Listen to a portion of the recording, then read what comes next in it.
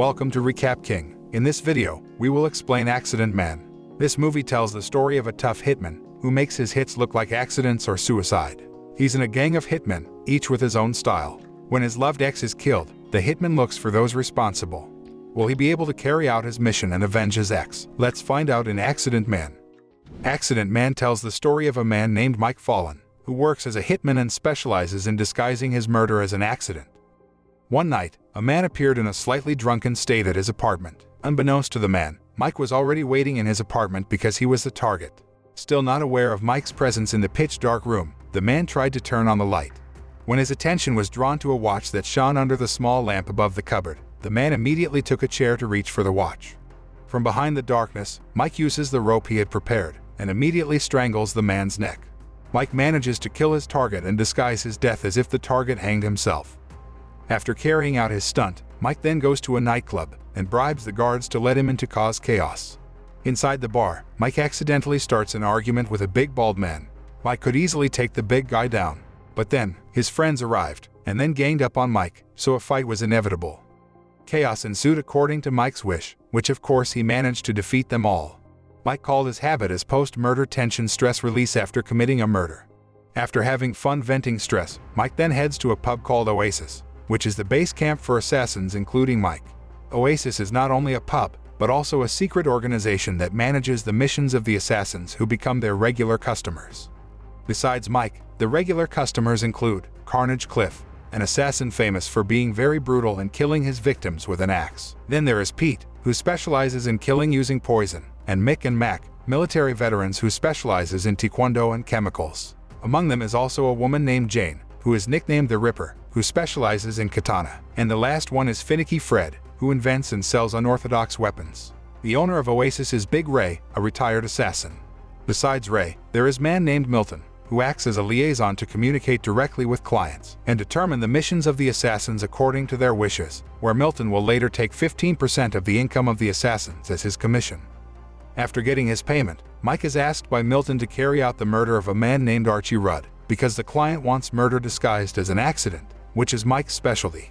Mike immediately accepted the assassination mission. The next day, Mike was ready with his gun on the roof of a building, when the target was seen not far from his calculated position. When the car passes, Mike immediately shoots the car's tires with a special projectile, causing the driver to lose control and crash. Mike's actions instantly killed his target, and everyone would regard the incident as an ordinary accident. Mike returned to his house to vent his post-murder tension, but for some reason, the man suddenly remembered the good memories he had with his ex-girlfriend, Beth Carpenter, who left Mike, and he decided to live with his new girlfriend, Charlie Adams. After that, Mike got a call from Milton, asking Mike to collect his payment in an alley at 9 o'clock in the evening. When he reached the specified location, Mike did not find Milton's whereabouts. He is instead attacked by an amateur assassin with a barrage of bullets. When the killer had run out of ammunition and intended to leave, Mike immediately blocked him and finished him off. Not long after, Mike received a message from Charlie informing him that Beth had died.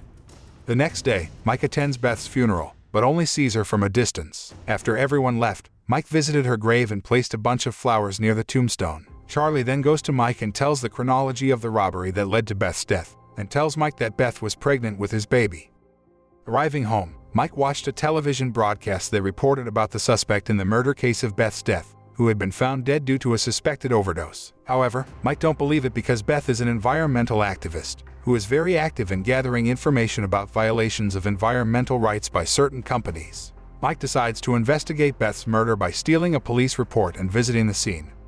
At the location, Mike tries to reimagine the chronology of Beth's murder, referring to the data written in the police report. However, Mike found an oddity in the type of sedative found in the victim's blood, where high doses of sedatives like that were only given to someone who experienced excessive phobias while on a plane, while Mike knew for sure that Beth was not afraid of flying at all. Mike finally realized that Beth's murder was carried out by professional killers, not junkies. The man deduces that Mick and Mac are responsible for Beth's death, as they specialize in disguising murders as random street crimes. Mike then goes to where Mick and Mac practice taekwondo and confronts them, accusing them of being Beth's killers, but both deny the accusations. Mike then informed that Beth was pregnant, so she would not use high doses of sedatives because it would harm the fetus. Finally, Mick and Mac admit that they have killed Beth, and say that it's just part of the job. They don't know the identity of the client who wants Beth dead. Even though he already knows that Mick and Mac are just doing their job, Mike still beats up his two comrades.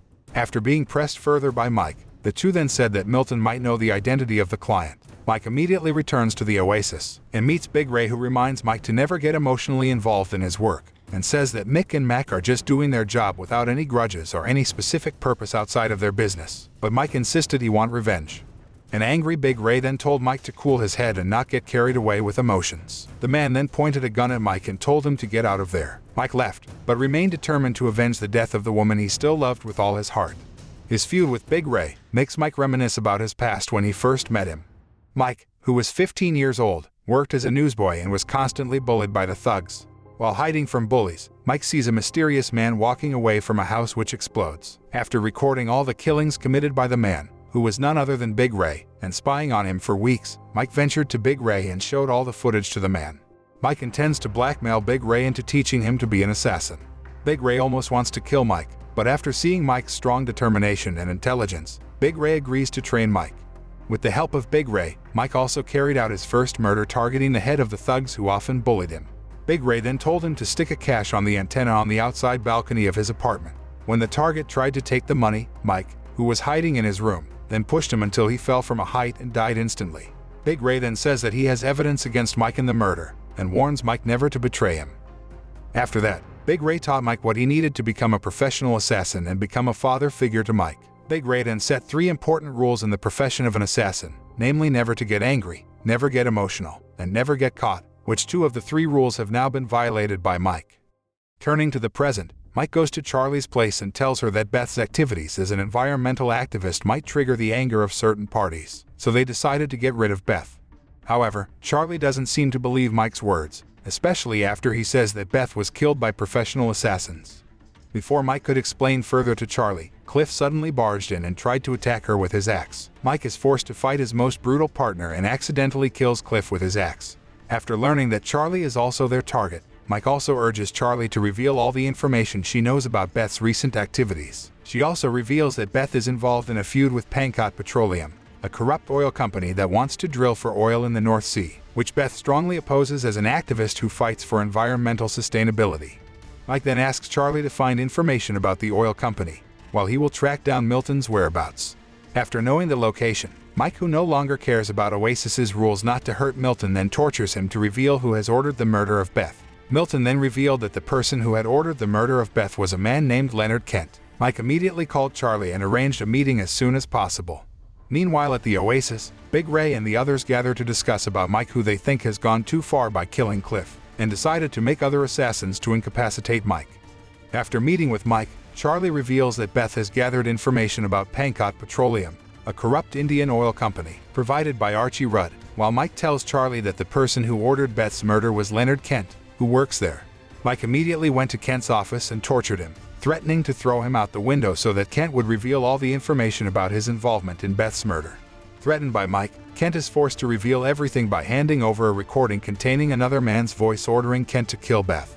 Shortly after, Mick and Mac suddenly enter and shoot them blindly. Kent was killed in the incident. Mike gets into a fight with Mick and Mac until Mick accidentally shoots Mac and kills him, while Mike manages to immobilize Mick with a fire extinguisher. While trying to escape from there, Pete suddenly ambushes Mike outside the building, but Mike killed him easily using his own poison. Mike then confronts Fred, but he only knocks the man unconscious and steals his homemade bandage. After that, Mike immediately went to the house of Kent's superior, an oil tycoon, a man named Adel Zim. Arriving at Zim's house, Jane the Ripper seems to have been waiting for Mike's arrival, and the two of them got into a fierce fight, until Mike finally managed to kill Jane with her own katana. Bringing Jane's katana, Mike went to Zim. The man then offers Mike a huge amount of money, as long as Mike doesn't kill him, but Mike didn't care and immediately cut off the man's head. After avenging Beth's death, Mike goes to Big Ray at the Oasis, and says that he has crippled the other assassins because they tried to kill him. Mike then plays the rest of the tape he got from Kent, which reveals that Milton had ordered an amateur hitman to kill Mike in the gang and assigned Mike, Mac, and Cliff to eliminate all loose ends. Feeling angry and betrayed, Big Ray beats up Milton, who admits everything and makes excuses for sheer greed. Seeing a battered Milton, Mike offers him a band-aid that Fred had developed for poisoning. Milton applies it and slowly dies. Big Ray then pointed a gun at Mike and threatened to shoot him, but Mike is sure that Big Ray won't shoot him, and surely enough, he don't have the heart to do it because he always thought of Mike as his own son. Big Ray allows Mike to leave but warns him to never return to the Oasis. Mike leaves and vows to protect the city as a vigilante. The film ends.